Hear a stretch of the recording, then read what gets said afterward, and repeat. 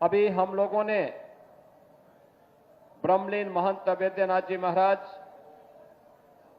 Akhil Bharatiya prize money पुरुष कबड्डी प्रतियोगिता के फाइनल मैच के इस रोमांचक खेल को यहां पर देखा है। आपने देखा होगा इस खेल में स्फूर्ति भी है और व्यक्ति के मन में टीम भावना के साथ कार्य करने का एक जज्बा भी।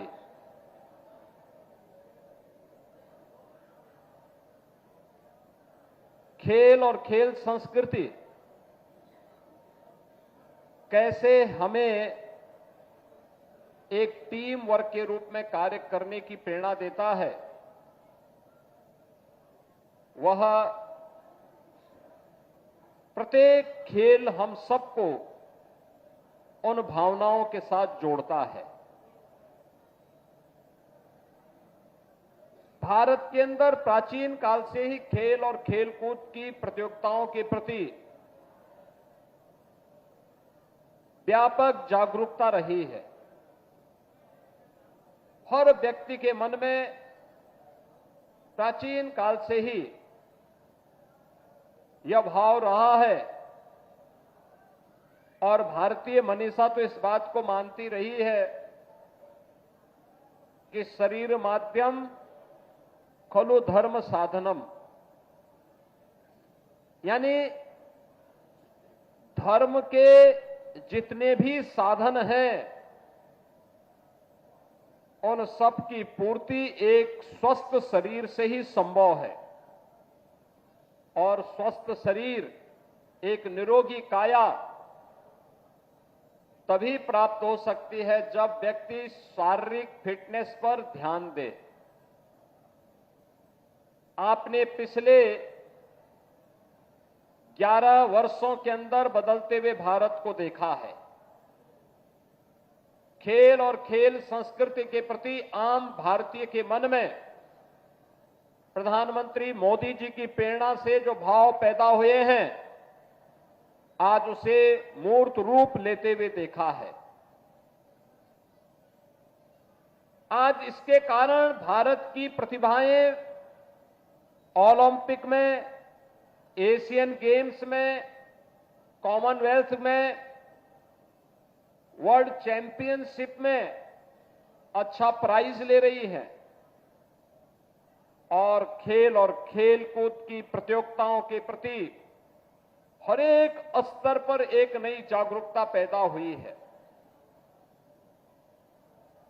आज सांसद खेलकूद प्रतियोगिताओं के साथ साथ विधायक खेलकूद प्रतियोगिताओं के आयोजन हो रहे हैं।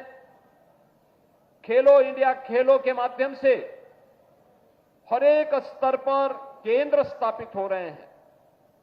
उत्तर प्रदेश के अंदर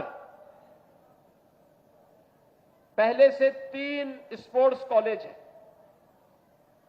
हमारी सरकार ने तय किया है हर कमिश्नरी मुख्यालय पे एक स्पोर्ट्स कॉलेज होना चाहिए और आज उस कार्यक्रम को लेकर के तेजी के साथ हम कार्य कर रहे हैं। हर जिला मुख्यालय पर एक स्टेडियम होना चाहिए।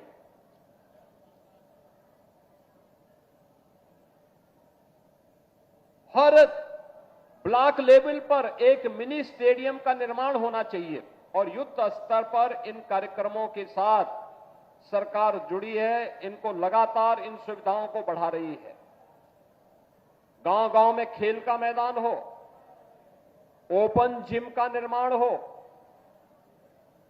सरकार का जो पैसा वित्त आयोग के माध्यम से पंचायतों को जाता है, उसकी प्रायोरिटी में खेल का मैदान, ओपन जिम, खेलकूद की गतिविधियों को प्रोत्साहन करने का कार्यक्रम, ये उसकी प्राथमिकता का हिस्सा होता है और उसी हिस्से के परिणाम स्वरूप आज प्रदेश के अंदर खेलकूद की गतिविधियां बड़ी तेजी के साथ प्रत्येक स्तर पर बढ़ती हुई दिखाई दी है।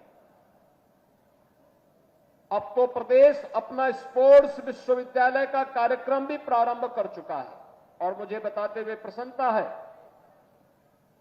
कि उत्तर प्रदेश के अंदर मेरठ में हॉकी के जादूगर मेजर ध्यानचंद जी के नाम पर हम लोग एक स्पोर्ट्स यूनिवर्सिटी का निर्माण कार्य कर रहे हैं, जिसका पहला सत्र इस वर्ष से प्रारंभ भी हो गया है। इसमें जो भी निर्माण कार्य हो रहे हैं, स्टेडियम, इंडोर स्टेडियम, वहां विश्वविद्यालय के भवन का निर्माण, विश्वविद्यालय की अन्य बुनियादी सुविधाएं, इनमें जो स्टैंडर्ड रखा गया है ओलंपिक और एशियन गेम्स के, कॉमनवेल्थ गेम्स का जो स्टैंडर्ड होता है, उसको ध्यान में रख करके उसके अनुरूप सुविधाएं वहां विकसित की जा रही हैं। और आज आपने देखा होगा कि 2030 का कॉमनवेल्थ गेम्स भी भारत के अंदर, अहमदाबाद के अंदर आयोजित होने जा रहा है। यह इसकी तैयारी करने के लिए एक अवसर इस प्रकार की प्रतियोगिताएं हमें देती है। मुझे बताते हुए प्रसन्नता है कि पिछले लगातार 7 वर्ष से इस प्रतियोगिता का आयोजन यहां पर होता है और बड़ी संख्या में यहां पर एक टीमें भाग ले रही हैं। और इस बार मुझे प्रसन्नता है कि 12 टीमों के 168 खिलाड़ियों ने और 24 कोच और टीम के मैनेजर ने इस पूरी प्रतियोगिता में प्रतिभाग किया है, जिसमें राजस्थान, हरियाणा, कर्नाटक, आंध्र प्रदेश, गुजरात, विदर्भ, छत्तीसगढ़, मध्य प्रदेश, पूर्वोत्तर रेलवे, भारतीय सेना, जेडी एकेडमी और उत्तर प्रदेश की टीमें शामिल हैं। अभी आपने शानदार फाइनल का मैच पूर्वोत्तर रेलवे गोरखपुर और उत्तर प्रदेश की टीम में देखा है। उत्तर प्रदेश की टीम विजयी रही, पूर्वोत्तर रेलवे उप विजेता रही। मैं सबसे पहले दोनों टीमों को बधाई देता हूं और उन्नत प्रदर्शन करने वाले खिलाड़ियों का अभिनंदन करता हूं। उत्तर प्रदेश की टीम विजयी क्यों हो पाई? क्योंकि उत्तर प्रदेश में हम लोगों ने गारंटी दे दी है, जो भी खिलाड़ी ओलंपिक में, कॉमनवेल्थ या एशियन गेम्स में या वर्ल्ड चैंपियनशिप में देश के लिए मेडल लेकर के आएगा, हम लोग उसको सीधे सरकारी नौकरी उपलब्ध करवाएंगे।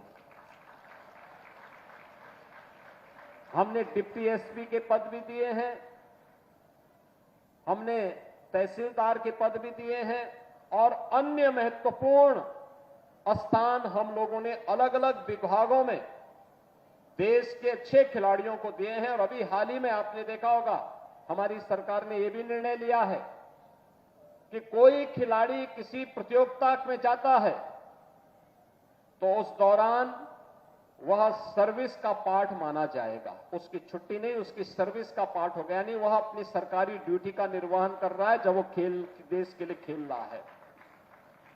दूसरा, हम लोगों ने यह भी निर्णय लिया है कि सरकारी नौकरी जो खिलाड़ी प्राप्त करता है, अक्सर विभाग उसको प्रैक्टिस करने के लिए अवसर नहीं देते थे। हमने कहा नहीं, इस खिलाड़ी को पूरी प्रैक्टिस करने का अवसर मिलना चाहिए। और मुझे बताते हुए प्रसन्नता है कि अब तक हम 500 से अधिक खिलाड़ियों को उत्तर प्रदेश सरकार के विभिन्न पदों पर, उसमें से ज्यादातर को पुलिस में, उनको सरकारी नौकरी में समायोजित कर चुके हैं और उन्हें वहां पर हम लोगों ने विभिन्न प्रकार की व्यवस्थाओं के साथ जोड़ा है। खिलाड़ियों के लिए अच्छे प्रोत्साहन के कार्यक्रम भी प्रदेश के अंदर आज चल रहे हैं। यानी ओलंपिक में एकल गेम हो या टीम गेम, कॉमनवेल्थ एशियाड हो, एशियन गेम हो या फिर वर्ल्ड चैंपियनशिप के इस प्रत्येक गेम में खिलाड़ी, टीम, उनके प्रतिभाग करने, उनके मेडल पर भी पुरस्कार की राशि अलग अलग घोषित की गई है।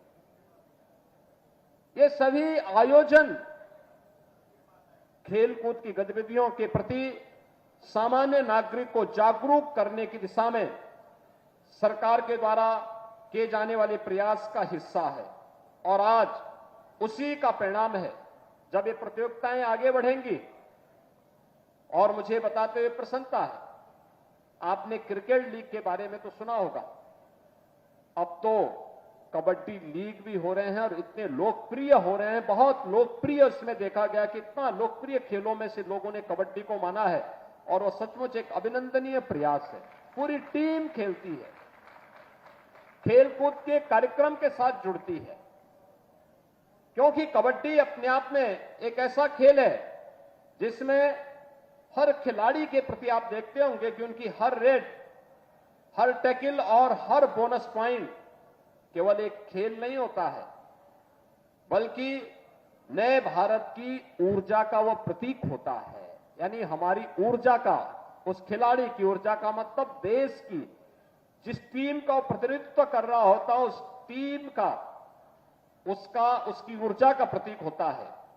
हर खेल हमारे युवाओं की स्फूर्ति, उनके अटेंशन को और उसके त्वरित निर्णय लेने की क्षमता और उसके आत्मविश्वास को भी विकसित करती है। खेल सिखाता है कि सफलता सामूहिक प्रयास से मिलती है। खिलाड़ियों में सहयोग, अनुशासन और जिम्मेदारी का भाव स्वाभाविक रूप से विकसित होता है और इसी के लिए आदरणीय प्रधानमंत्री जी ने देश के हर नौजवान से अपेक्षा की और किसी न किसी खेल के साथ जुड़े, किसी न किसी खेल के साथ जुड़े, क्योंकि खेलोगे तो खिलोगे, अपने लिए भी, समाज के लिए भी और देश के लिए भी। मैं एक बार फिर से अभी इस प्रतिष्ठित प्रतियोगिता में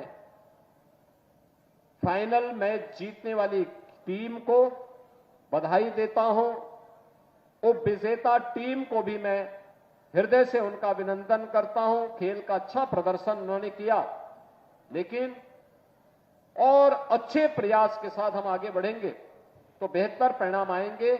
आप सभी को मैं एक बार फिर से बधाई देते हुए पूज्य महंत वैद्यनाथ जी महाराज की स्मृति को नमन करते हुए आप सभी के प्रति अपनी शुभकामनाएं देता हूं।